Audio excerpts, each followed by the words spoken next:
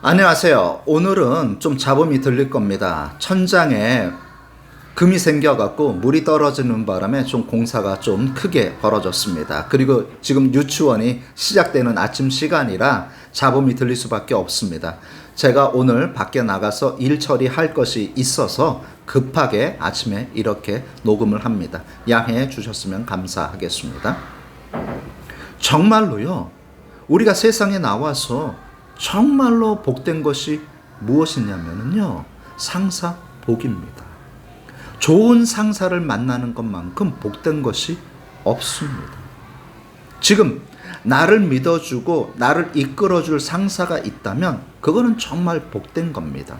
근데 다윗은요, 상사복이 지질이 없는 사람입니다. 상사가 무능한데 시기와 질투가 있다? 정말 끔찍한 상황이 펼쳐지는 겁니다. 다윗과 사울 왕의 관계가 바로 이러한 관계인 것입니다. 부하 직원은 능력이 있는데 상사는 무능력에 시기와 질투로 완전히 뭉뚱그려져 있는 사람이라고 생각해 보십시오. 어떻게 직장 생활을 할 수 있겠습니까? 다윗은 그러한 상태에서 직장 생활을 한 사람입니다. 사울 왕이 다윗을 견제할 수밖에 없는 이유가 있습니다. 그것은 뭐냐면은 바로 골리앗 전투였던 것입니다.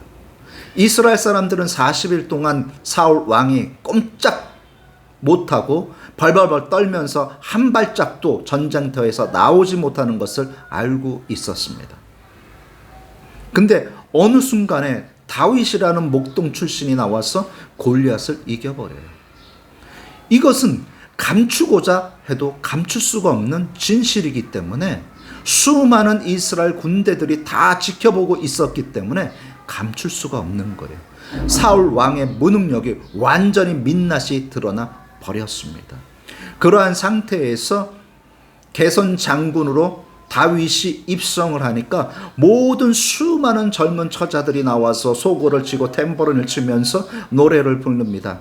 여러분들이 잘 알고 있는 사울이 죽인 자는 천천히요, 다윗이 죽인 자는 만만이로다 라는 이 노래가 엄청나게 공전의 히트를 쳐서 블레셋 사람들의 귀에 들어갈 정도로 엄청난 유행가가 됩니다. 사울 왕은 끔찍했을 거예요. 왜? 감추고 싶지만 감출 수가 없는 자신의 민낯이 드러났기 때문입니다.